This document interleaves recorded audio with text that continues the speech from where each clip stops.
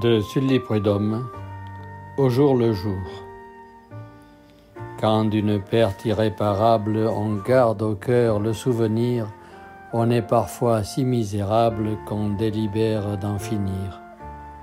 La vie extérieure oppresse, son mobile et bruyant souci fatigue, et dans cette détresse on murmure « Que fais-je ici ?» Libre de fuir tout ce tumulte où ma douleur n'a point de part, où le train du monde l'insulte, pourquoi retarder mon départ? Pourquoi cette illogique attente?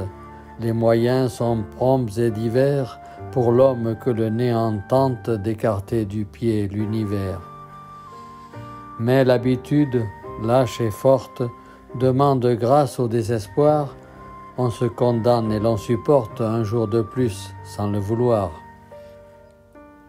Ah, c'est qu'il faut si peu de choses pour faire accepter chaque jour.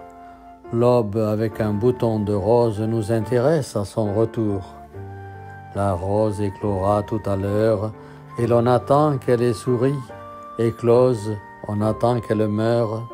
Elle est morte, une autre a fleuri. On partait, mais une hirondelle descend et glisse au ras du sol, et l'œil ne s'est séparé d'elle qu'au ciel où s'est perdu son vol.